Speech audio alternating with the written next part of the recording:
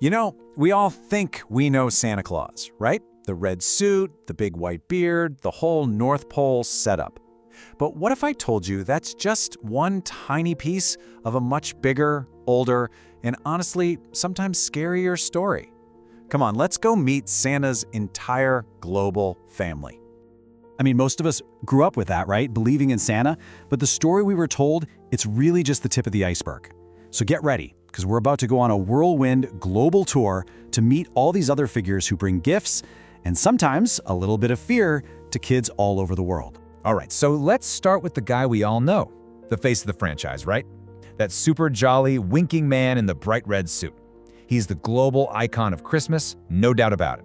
The image that pops into your head when you think holidays. He's our baseline. And his influence, it's absolutely staggering. Just think about it for a second. In Western cultures, something like over 90% of people who celebrate Christmas, they picture this exact guy. He's not just some character, he's the undisputed heavyweight champ of the season. So that's the big question, isn't it? Is he really the only one? Well, for as dominant as he is, he's actually a pretty new kid on the block in a really old, really crowded story. Turns out he's just one single branch on this massive, sprawling family tree of holiday gift givers. Okay, so to find the roots of that tree, we've got to go back in time. And our first stop is Europe.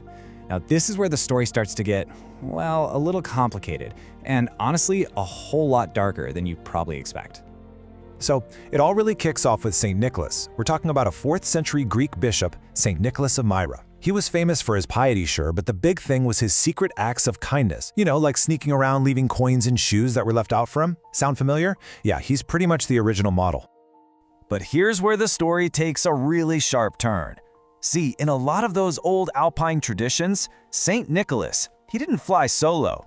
No, he had a partner, kind of like a shadow, who was in charge of the naughty list in a, let's just say, a very direct way.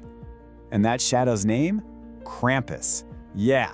Forget about just getting a lump of coal in your stocking. This guy was half goat, half demon, and he was basically St. Nicholas's enforcer. He would literally roam the streets, rattling chains, carrying a bundle of birch branches to, swat naughty kids. He didn't just give you a warning, he brought actual, genuine fear. So what you end up with is this perfect balance, You've got St. Nicholas bringing all the holiday cheer, rewarding the good kids, and then you've got Krampus bringing the holiday fear, taking care of the bad ones. It totally reflects a culture that wanted a really clear, immediate link between your actions and the consequences. It was like a complete system of cosmic justice, just making sure every kid stayed in line. And Krampus wasn't the only complex one either. Over in parts of Germany, you had a figure called Belsnickel. Picture this, a guy all clad in fur, carrying a switch for the naughty kids, but he'd also toss candy to the good ones. So he was judge and jury all rolled into one. A totally different world from the purely jolly Santa Claus we know today. All right, let's switch gears and travel east, because this is where the story takes a completely different turn. In these traditions, you're not going to find any of those scary companions. Nope, they're replaced by figures who are all about pure joy and family.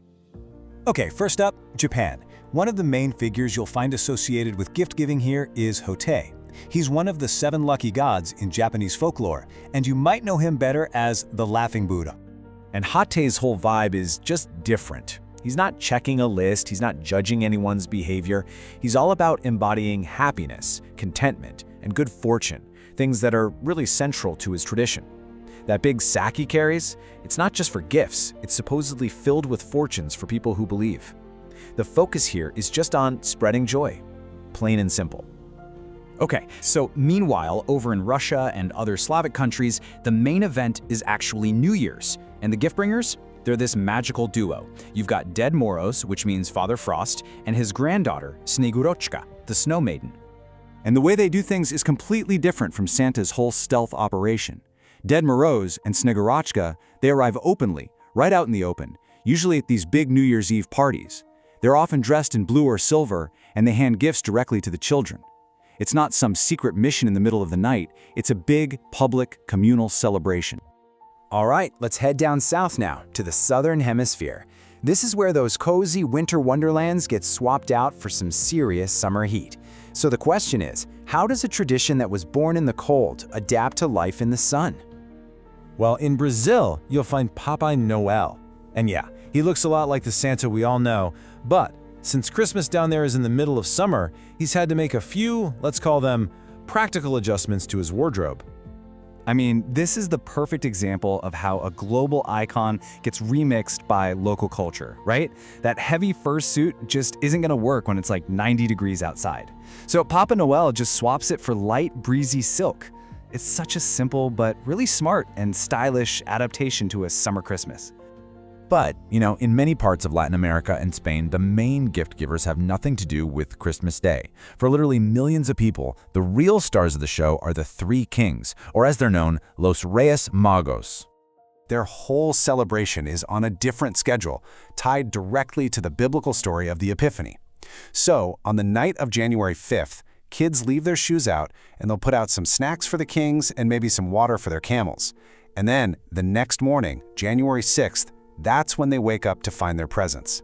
And this isn't some side story, you guys. For a huge part of the world, this is the main event. So, let's recap. We've met a terrifying demon, a laughing monk, a frost king, and 3 wise men riding on camels. What does all this mean? It means that the whole idea of a magical gift giver is so much bigger, so much more universal than just one guy in a red suit.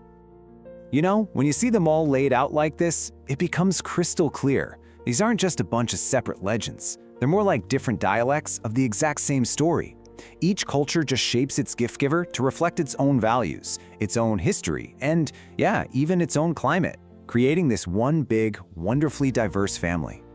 Because at the end of the day, behind all these different faces, whether they're kind or terrifying or just plain joyful, lies the same fundamental human impulse. It's this deep desire to bring a little light to the darkest time of the year, to share what we have with each other, and to create these moments of just pure wonder, especially for our kids. And realizing we're all part of this incredible global family, it doesn't take anything away from our own traditions. In fact, it just makes them richer. It shows that the spirit of giving is really a universal language. It's just spoken with a bunch of different accents. So I guess the real question to leave you with is, what does that spirit of giving mean to you? Definitely something to think about this holiday season. Let us know your thoughts in the comments. If you enjoyed the video, hit the like button. And for more content, don't forget to subscribe and tap the bell icon.